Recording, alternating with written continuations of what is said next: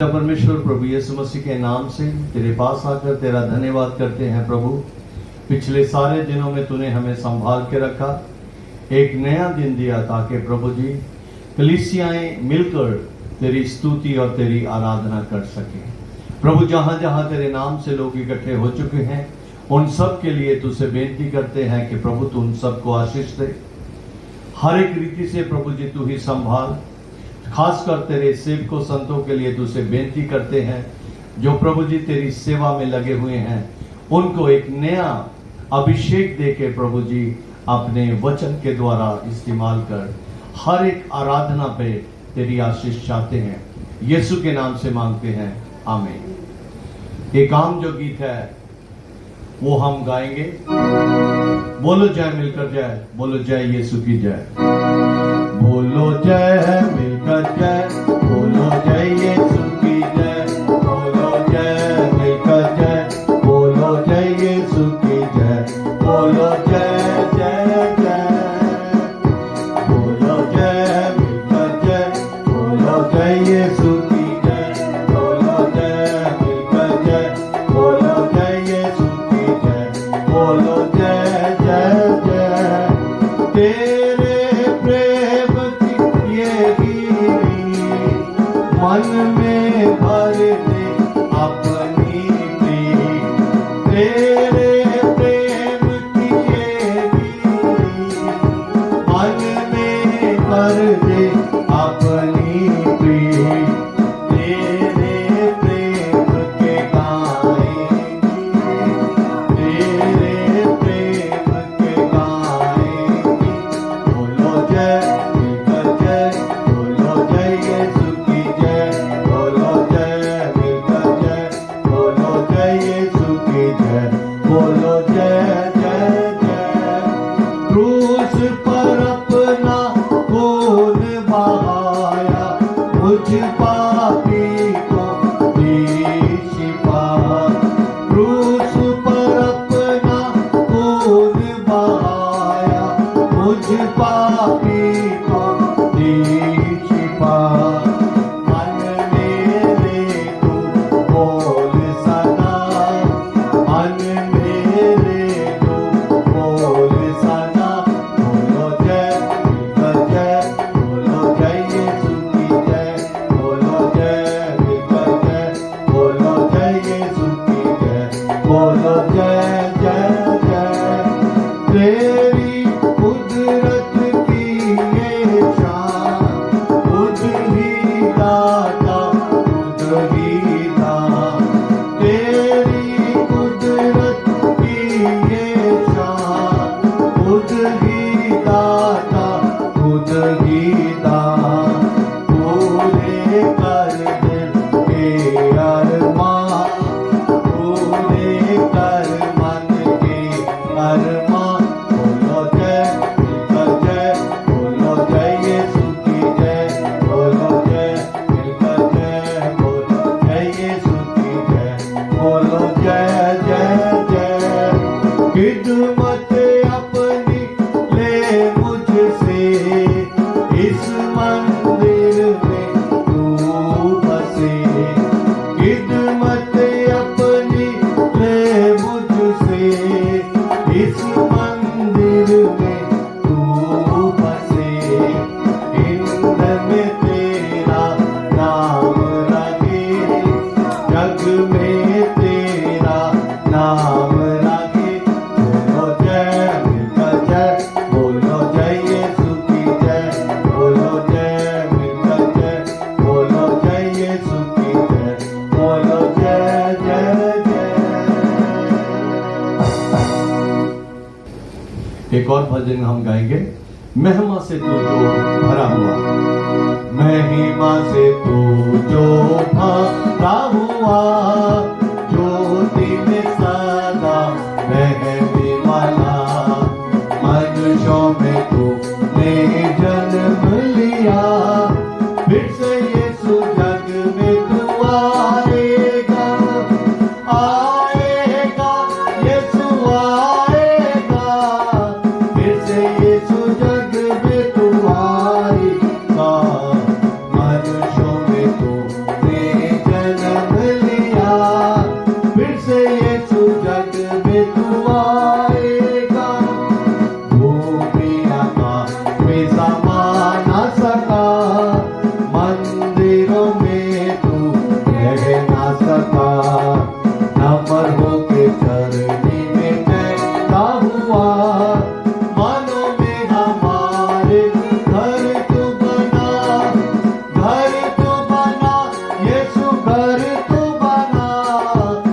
मानो में हमारे घर तू बना, न प्रभु के चरनी में पैदा हुआ।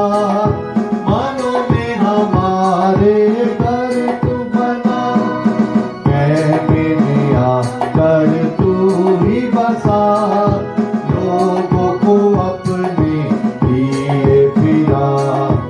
अग्नि और बादल में तू ही दिखा, फिर से यीशु अपना जलवा दिखा।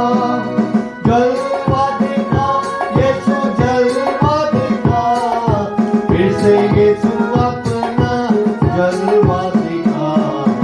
अग्नि और बादल में तू ही दिखा, फिर से यीशु अपना जलवा दिखा। धन्य की तूने प्रार्थना सुनी, ऐसा कि तूने सहायता दी। बाबुल में तूने बेदारी भेजी, अपने लोगों को फिर से दे रिहाई। दे रिहाई यीशु, दे रिहाई, अपने लोगों को फिर से दे रिहाई। बाबुल में तूने बेदारी भेजी, अपने लोगों को फिर से दे रिहाई। अपने लोगों को फिर से दे रिहाई, अपने लोगों को फिर से दे रिहाई। Hallelujah, hallelujah. सभी को जैनसी की आज के इस प्रोग्राम में प्रभु का धन्यवाद कि जो मुझे ये मौका मिला वचन को शेयर करने का। तो आज हम सबसे पहले पढ़ेंगे भजन सहायता 20। तो उसको मैं पढ़ूंगी और पढ़ने से पहले हम करेंगे प्रार्थना। प्रभु यीशु मसीह, हम आपका धन्यवाद करते हैं इस सुनहरे समय के लिए पिता जो आपने दिया। पिता परमेश्वर, तेरा धन्यवाद खुदावंद खुदा कि आपने हमें संभाल के रखा और ये मौका दिया कि तेरे नाम को ऊंचा किया जाए। प्रभु यीशु राजा, तेरा धन्यवाद। प्रभु यीशु मसीह, जब ये मैं वचन प्रभु शेयर करूं तो प्रभु मेरे अंदर से हो के खुदावंद खुदा तू बोल। पिता परमेश्वर, तू अपने लोगों से बातचीत करने वाला परमेश्वर है, तू जीवित परमेश्वर है। खुदावंद यीशु मसीह के नाम में मांगते हैं, आमीन। हम पढ़ेंगे भजन सहायता 20, विजय के लिए प्रार्थना। संकट के दिन यहोवा तेरी सुन ले, याकूब के परमेश्वर का नाम तुझे ऊंचे स्थान पर नियुक्त करे। वह पवित्र स्थान से तेरी सहायता करे और सियोन से तुझे संभाल ले। वह तेरे सब अन्य बलियों को स्मरण करे और होम बलियों को ग्रहण करे। वह तेरे मन की इच्छा पूरी करे और तेरी सारी युक्ति को सफल करे। तब हम तेरे उद्धार के कारण ऊंचे स्वर से हर्षित होकर गाएंगे और परमेश्वर के नाम से झंडे खड़े करेंगे। यहोवा तुझे मुँह मांगा वरदान दे। अब मैं जान गया कि यहोवा अपने अभिषिक्त का उद्धार करता है और अपने दाहिने हाथ के उद्धार करने वाले पराक्रम और अपने पवित्र स्वर्ग पर से सुनकर उसे उत्तर देगा। किसी को रथों का और किसी को घोड़ों का भरोसा है, परंतु हम तो अपने परमेश्वर यहोवा ही का नाम लेंगे। वे जो झुक गए और गिर पड़े, परंतु हम उठे और सीधे खड़े हैं। हे यहोवा बचा ले, जिस दिन हम पुकारे तो महाराजा हमें उत्तर दे। इस भजन सहायता 20 आज मैंने इसलिए इसको लिया क्योंकि जब मैं शादी से पहले मुझे ये सपने में बहुत आता था, पर तब मुझे ये नहीं पता था कि मुझे क्यों आता है। पर इसके पीछे आज जब मैं पढ़ रही थी तो मुझे पता चला कि हाँ, परमेश्वर हमें हर एक परिस्थिति के लिए तैयार करना चाहता है। कभी हम समझ लेते हैं और कभी हम नहीं समझते। तो जब ये यहाँ पे मैंने डेट लिखी कि ड्रीम 2-3 बारी आया हुआ ये भजन सहायता जो मुझे दिया गया सपने में, फिर आज मैंने इसको समझा कि ये मुझे क्यों दिया गया। ये भजन सहायता दाऊद के द्वारा लिखा गया जब उसने एक बैटल के लिए जाना था, एक लड़ाई के लिए जाना था। अगर हम इस भजन सहायता में देखें तो 1 से लेकर 6 तक यहाँ पर कुछ लोग हैं जो उसके पीछे उसके लिए प्रार्थना कर रहे हैं, जो उसने युद्ध में जाना ताकि वो उस युद्ध में जय पाए, उसलिए वो प्रार्थना कर रहे हैं। विजय के लिए प्रार्थना इसका टाइटल है। तो यहाँ पर जब हम अगर फटाफट पढ़ लें तो हमें समझ नहीं आएगा, पर अब अगर हम धीरे धीरे पढ़ें तो यहाँ लिखा है तब हम तेरे उद्धार के कारण ऊंचे स्वर से हर्षित होकर गाएंगे और अपने परमेश्वर के नाम से झंडे खड़े करेंगे। झंडे खड़े करेंगे मतलब कि जब हमारे जीवन में बहुत सी रुकावटें आती हैं, मुसीबतें आती हैं, संकट आते हैं, तो उनमें से हमें कैसे निकलना है? जब हम परमेश्वर पर भरोसा रखेंगे, जब हम परमेश्वर की ओर देखेंगे, तभी हम उसमें से निकल पाएंगे। अदरवाइज़ हम कभी भी नहीं निकल पाएंगे। हम बीमार पड़ सकते हैं उन परेशानियों को लेकर, हम डिप्रेशन में जा सकते हैं। हमारे वो परेशानी अगर कोई आ गई है तो हम उसको सहन नहीं कर सकते हैं।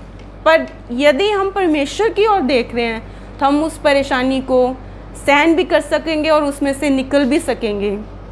तो ये वाला जब मैं भजन संहिता पढ़ रही थी तो मुझे जब दिखा तो उस समय मुझे मेरी बेटी बरकत, उसका नाम है, वो जब पैदा हुई तो वो प्री टर्म हो गई 7 महीने में ही। किसी को नहीं पता था कि ऐसा होने वाला है, 7वें महीने में मेरा बेबी हो जाएगा। पर जब वो 7 महीने में होगी तो हमारा जो विश्वास था ये था कि परमेश्वर ने अगर उसको दिया है तो परमेश्वर उसको बहुतायत का जीवन भी देगा। तो जब मैं आज ये पढ़ रही थी तो मुझे यही फील हुआ कि हाँ, परमेश्वर मुझे पहले से ही तैयार कर रहा था कि कुछ लड़ाइयाँ आनी हैं, कुछ युद्ध आने हैं। लड़ाई का ये मतलब नहीं कि हमने मुंह से लड़ना या फिर किसी तलवार वगैरह से लड़ना, पर लड़ाइयाँ हमारे जीवन में, जब हम एक क्रिश्चियन लाइफ में हैं तो लड़ाइयाँ बहुत तरीके की होती हैं। और जब हम एक क्रिश्चियन लाइफ में हैं तो लड़ाइयों के ही लिए, मतलब एक युद्ध का ही हमें बेड मिलेगा, हमें कोई फूलों का बेड नहीं मिलने वाला है। तो मैं अपनी बेटी को भी आज दिखाती हूँ कि वो जो प्री टर्म हुई हमें कैसा, मतलब जब हुई तो वो बिल्कुल 700 ग्राम की थी और बहुत ही कमज़ोर थी।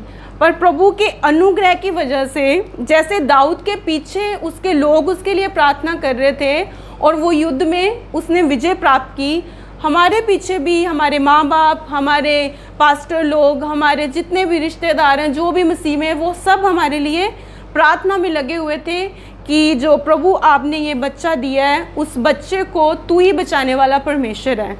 और सचमुच में परमेश्वर ने हमें विजय दी और इतनी अच्छे से हमें जय दी कि हम प्रभु का आज भी और हमेशा उसका सिर्फ धन्यवाद ही करते हैं कि प्रभु यीशु मसीह, सिर्फ आपका ही अनुग्रह है कि जो आपने हमारी बेबी को इतना अच्छा अपना अनुग्रह करके उसको इतना बड़ा बनाया। तो मैं आपको अपनी बेबी भी दिखाती हूँ। तो ये है मेरी बेबी बरकत। ये सिर्फ 700 ग्राम की थी और उसके बाद बहुत ही कमज़ोर हो गई। किसी को आशा भी नहीं थी कि ये बचेगी, पर हम सबको आशा थी कि परमेश्वर ने दिया तो परमेश्वर ही हमें बचाएगा। तो प्रभु का बहुत धन्यवाद।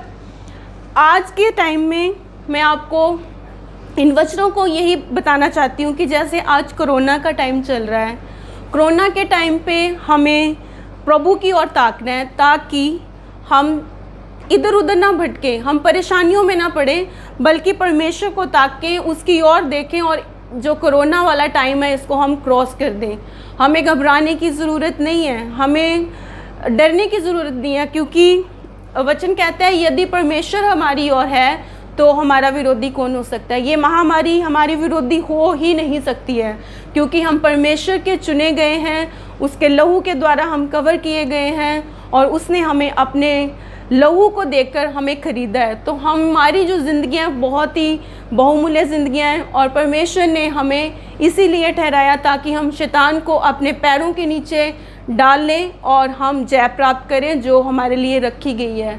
तो इन वचनों के द्वारा आपको बहुत आशीष मिले। Praise the Lord.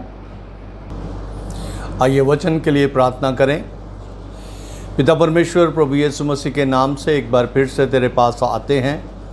प्रभु बेनती करते हैं कि हम सबको वचन की ओर ध्यान लगाने के लिए सहायता कर और ये वचन प्रभु जी हम सब के लिए आशीष का कारण हो।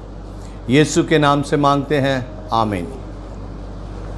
आज यूहन्ना की इंजील उसका 4 अध्याय उसके पहले वचन से लेके 15 वचन तक हम पढ़ेंगे और उससे आगे भी कुछ आयतों को हम देखेंगे, लेकिन पहले वचन से लेके हम इसको पढ़ना शुरू करते हैं। यूहन्ना की इंजील उसका 4 अध्याय पहला वचन। फिर जब प्रभु को ये मालूम हुआ कि फरीसियों ने सुना है कि यीशु यूहन्ना से अधिक चेले बनाता और उन्हें बपतिस्मा देता है, यद्यपि यीशु स्वयं नहीं वरन उसके चेले बपतिस्मा देते थे, तब वह यहूदिया को छोड़कर फिर से गलील को चला और उसको सामरिया में से होकर जाना अवश्य था। इसलिए वह सुखार नामक सामरिया के एक नगर तक आया जो उस भूमि के पास है जिसे याकूब ने अपने पुत्र यूसुफ को दिया था, और याकूब का कुआं भी वहाँ था। अतः यीशु मार्ग का थका हुआ उस कुएं पर यूं ही बैठ गया। ये बात 6 घंटे के लगभग हुई। 7वां वचन। इतने में एक सामरी स्त्री जल भरने के लिए आई। यीशु ने उससे कहा, मुझे पानी पिला, क्योंकि उसके चेले तो नगर में भोजन मोल लेने के लिए गए थे। उस सामरी स्त्री ने उससे कहा, तू यहूदी होकर मुझ सामरी स्त्री से पानी क्यों मांगता है? क्योंकि यहूदी सामरियों के साथ किसी प्रकार का व्यवहार नहीं रखते थे। यीशु ने उत्तर दिया, यदि तू परमेश्वर के वरदान को जानती तो ये भी जानती कि वह कौन है जो तुझसे कहता है मुझे पानी पिला, तो तू उससे मांगती और वह तुझे जीवन का पानी देता। स्त्री ने उससे कहा, हे प्रभु, तेरे पास जल भरने के लिए तो कुछ है भी नहीं और कुआं गहरा है, तो फिर वह जीवन का जल जो तेरे पास कहाँ से आया? क्या तू हमारे पिता याकूब से बड़ा है, जिसने हमें ये कुआं दिया, और आप ही अपनी संतान और अपने पशुओं समेत इसमें से पिया? यीशु ने उसको उत्तर दिया, जो कोई ये जल पिएगा वह फिर प्यासा होगा, परंतु जो कोई उस जल में से पिएगा जो मैं उसे दूंगा वह फिर अनंत काल तक प्यासा ना होगा, वरन जो जल मैं उसे दूंगा वह उससे एक सोता बन जाएगा जो अनंत जीवन के लिए उमड़ता रहेगा। स्त्री ने उससे कहा, हे प्रभु, वह जल मुझे दे ताकि मैं प्यासी ना होऊं और ना जल भरने को इतनी दूर आऊं। यीशु ने उससे कहा, जा अपने पति को यहाँ बुला ला। स्त्री ने उत्तर दिया, मैं बिना पति की हूँ। यीशु ने उससे कहा, तू ठीक कहती है, मैं बिना स्त्री की हूँ, क्योंकि तू 5 पति कर चुकी है और जिसके पास तू अब है वह भी तेरा पति नहीं है।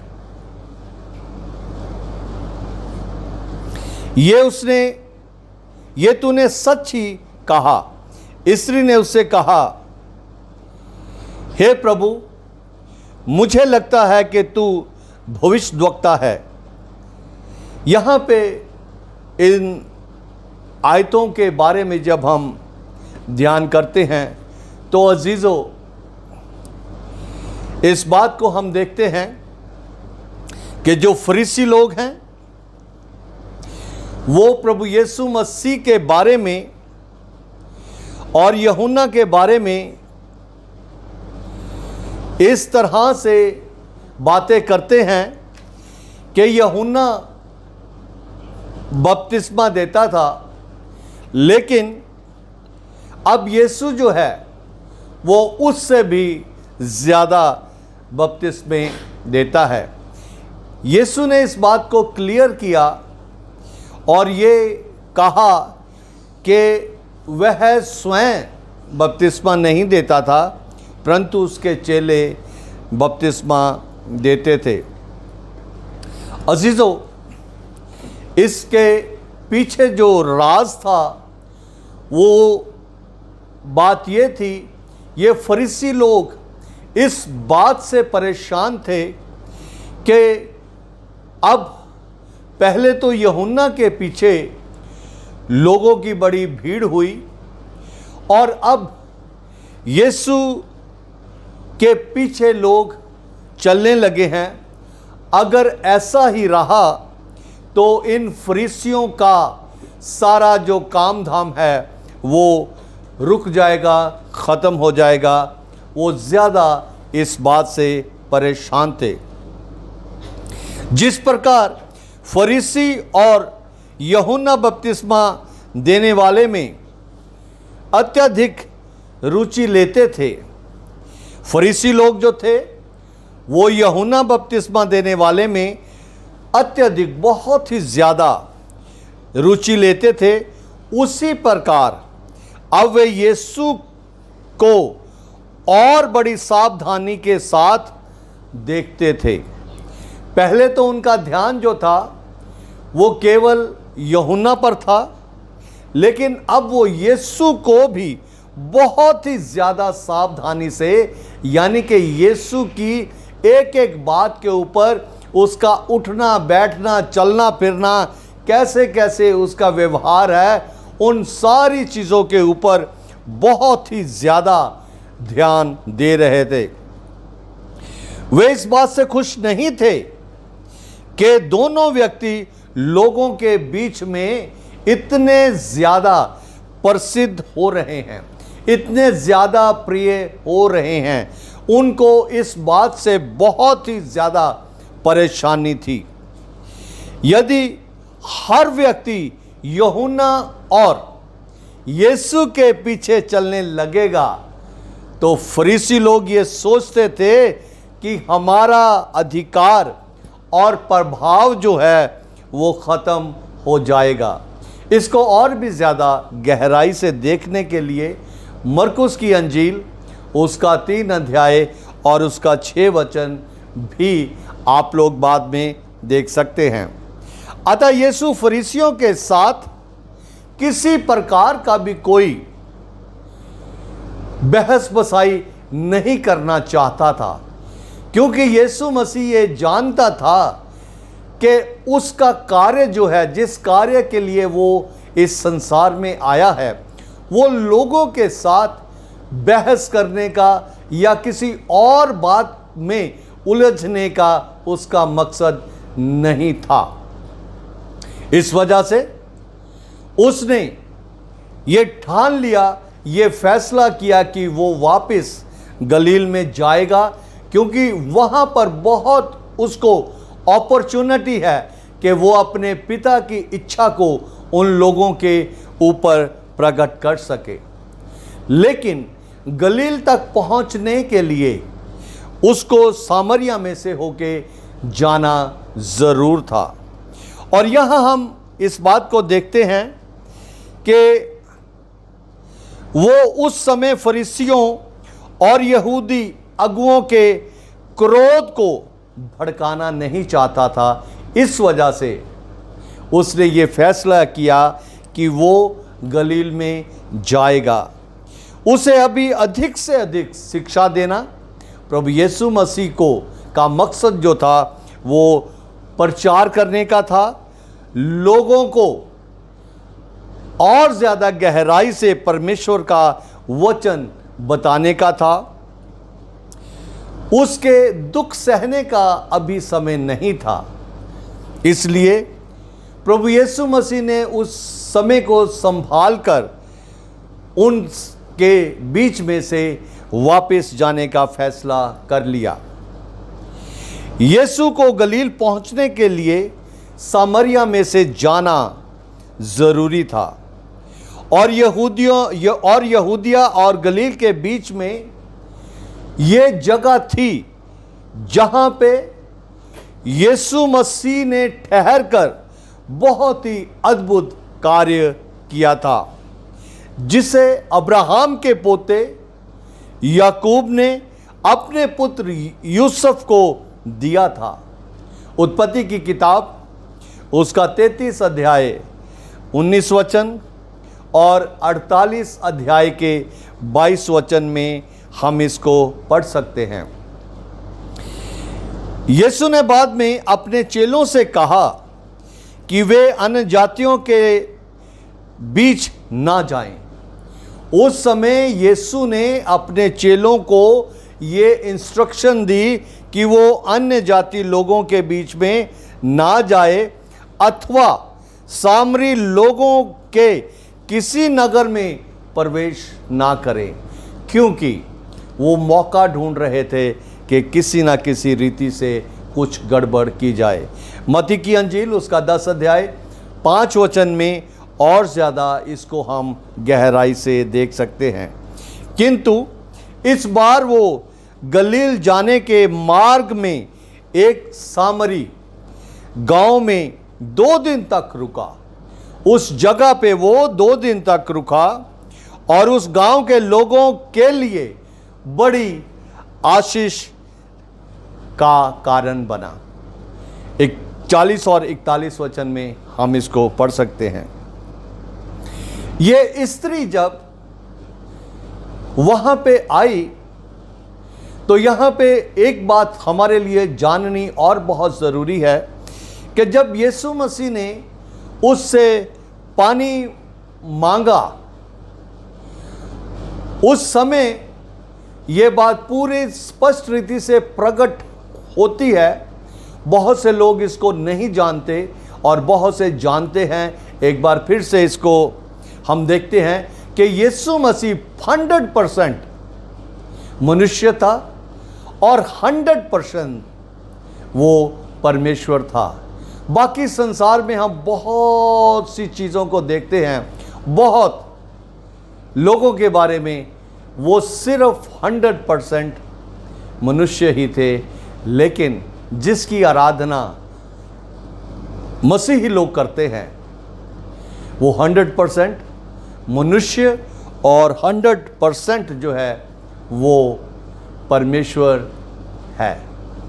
अजीज़ों, इस बात को हम जब देखते हैं तो प्रभु यीशु मसीह ने जिस मकसद के लिए वो आया था वो सारी बातें उस पर प्रकट की।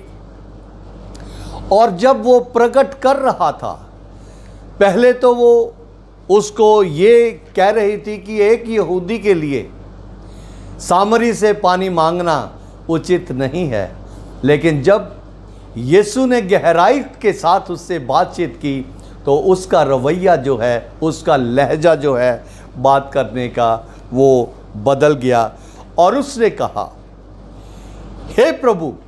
अब वो उसको प्रभु कह रही है, हे प्रभु, तेरे पास जल भरने को कुछ नहीं है, तो तू जीवन का पानी जो है वो कहाँ से लाएगा।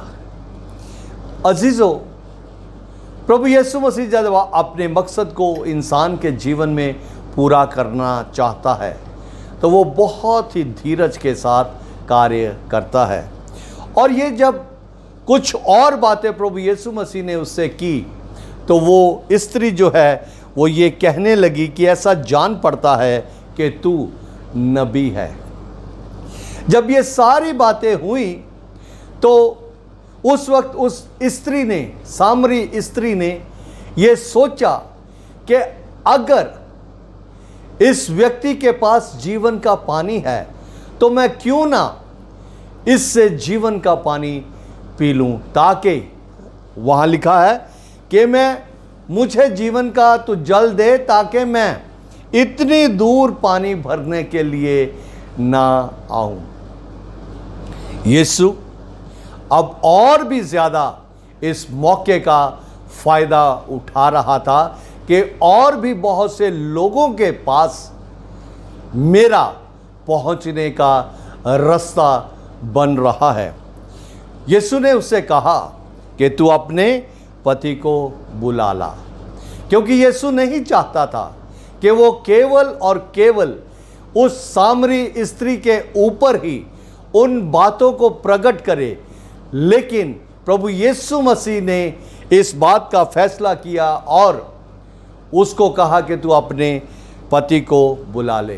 प्रभु यीशु मसीह यहाँ पे ये देख रहा है कि वो औरत जो है वो किस प्रकार से प्रभु की बातों का जवाब देती है।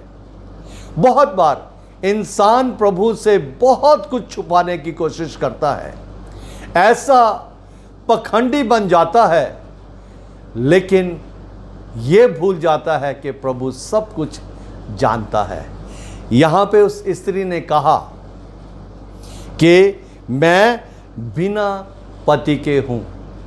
प्रभु यीशु मसीह को बहुत खुशी हुई होगी, क्योंकि उसने इस बात को प्रकट किया और यीशु को और ज़्यादा मौका मिला कि वो उसके जो पास्ट है उस हिस्ट्री को उस पर प्रकट करके इस बात को प्रकट करे कि प्रभु यीशु मसीह सब कुछ जानता है, वो परमेश्वर है, उससे कुछ भी कभी भी कोई भी मनुष्य जो है छिपा नहीं सकता। प्रभु यीशु मसीह ने उससे कहा कि तू सच कहती है, तू ठीक कहती है, तू 5 पति कर चुकी है और जिसके साथ अभी रहती है वो भी तेरा पति नहीं है। अब यहाँ पे मैं इस बात को कहना चाहता हूँ कि बहुत बार इंसान जो है समय समय पर परिस्थितियों के हिसाब से अपना निशाना जो है वो बदलता है। अपनी परेशानियों में जब वो पड़ता है तो उन परेशानियों से छुटकारा पाने के लिए कभी कहाँ जाता है, कुछ दिन उसको अपना सब कुछ समझता है, लेकिन फिर जब छुटकारा नहीं मिलता फिर वो उसी सम्मान को किसी और व्यक्ति को देना शुरू कर देता है और फिर जब वहाँ से भी उसको सेटिस्फैक्शन नहीं होती तो फिर वो किसी और का दर खटखटाता है। इस तरह से इंसान जो है, मनुष्य जो है, वो बार बार अपने विश्वास को बदलता है। कल का जो मेरा प्रचार था यीशु मसीह में विश्वास, यहाँ पे प्रभु यीशु मसीह उस औरत के ऊपर इस बात को प्रकट कर रहा है कि मैं सर्वशक्तिमान परमेश्वर हूं, मैं हर एक बात को जानता हूं, इसलिए मैं सब कुछ तुझे बता रहा हूं। उसी समय जब ये सारी बातें हो रही थी तो वो स्त्री जो है गांव में भागी गई और वहां पे उसने यीशु की गवाही बहुत से लोगों को दी। उसने कहा कि मेरी मुलाकात एक ऐसे व्यक्ति से हुई है जिसने मेरा सारा पास्ट जो है वो मुझे बता दिया है। अजीजों, जब हम अपनी सारी समस्याओं में से छुटकारा पाते हैं तो क्या हम उस बात की गवाही दूसरों तक पहुंचाते हैं या उस गवाही को केवल और केवल अपने पास ही रख लेते हैं? हम कभी भी इस बात को ना भूलें कि हमें जो परमेश्वर ने आशीषें दी हैं, जो हमेशा हमेशा का प्रभु ने हमें जीवन दिया है, जो प्रभु ने हमें पूर्ण रीति से उस पर विश्वास करने के कारण हमें पापों से छुटकारा दिया है, उस महान परमेश्वर की हमें हमेशा हमेशा गवाही देनी है। और यही हमारे जीवन का मकसद है, जिसके लिए प्रभु यीशु मसीह ने हमें इस पृथ्वी पर जीवित रखा है। अजीजों, हमें अपने प्रभु की गवाही दूसरों के सामने देनी है। इस समय सारी दुनिया के लोग बहुत ही ज़्यादा कष्ट में हैं, और हम भी एक बार उन्हीं लोगों में से थे जो बार बार अपने विश्वास को बदलते थे। लेकिन जब परमेश्वर के द्वारा हमें हमेशा हमेशा का छुटकारा मिला, तो हमारी जिम्मेवारी बन जाती है कि हम उस महान परमेश्वर जिसने आकाश और पृथ्वी को बनाया, जिसने मनुष्य जाति के छुटकारे के लिए अपना बलिदान दिया, और जो मनुष्य जाति के लिए इस संसार में आकर मनुष्य जाति के छुटकारे के लिए मारा गया, गाड़ा गया और फिर तीसरे दिन जी उठा, उस यीशु की गवाही हम अपने मुंह से, अपने जीवन से, अपने कामों से इस दुनिया के लोगों को बताएं, ताकि सब लोग आकर उसके साथ मुलाकात करें। यही समय है, और इसी कारण से परमेश्वर ने मुझे और आपको वो हमेशा हमेशा का जल दिया है, जो कभी भी ख़त्म होने वाला नहीं है। प्रभु आप सबको बहुत बहुत आशीष दे। लगातार सुबह की बरकत यानी यीशु की बरकत प्रोग्राम को देखें। मैं हर सुबह बहुत ही खुशी के साथ आप लोगों के घरों में, आपके हाथ में, आपके ड्राइंग रूम में आता हूँ, परमेश्वर का वचन लेके आता हूँ, और ज़रूर उसके साथ परमेश्वर के किसी ना किसी भजन को लेके मैं आता हूँ। अजीज़ों, ये केवल मेरी ही जिम्मेवारी नहीं है। जैसे उस सामरी औरत ने भागकर गांव में जाकर इस बात का शोर मचाया कि मेरी मुलाकात उस व्यक्ति से हुई है जिसने मुझे सब कुछ बता दिया है। आइए हम भी सुबह की बरकत यानी यीशु की बरकत प्रोग्राम को दूसरों तक पहुंचाए, क्योंकि इसमें मेरी कहानी नहीं, किसी और की कहानी नहीं, केवल और केवल यीशु की सच्चाई जो है वो प्रचार की जाती है। प्रभु आप सबको बहुत आशीष दे। आइए प्रार्थना करें। पिता परमेश्वर, सुनने वालों को बहुत आयत से आशीष दे, और जो कर्तव्य, जो जिम्मेवारी तूने प्रभु जी हम में से हर एक को दी है, उसको वफादारी के साथ करने के लिए सबकी सहायता कर। प्रभु, जितने लोग इन दिनों में अलग अलग कार्यों में बिजी हैं प्रभु जी, तो उनको सफलता दे।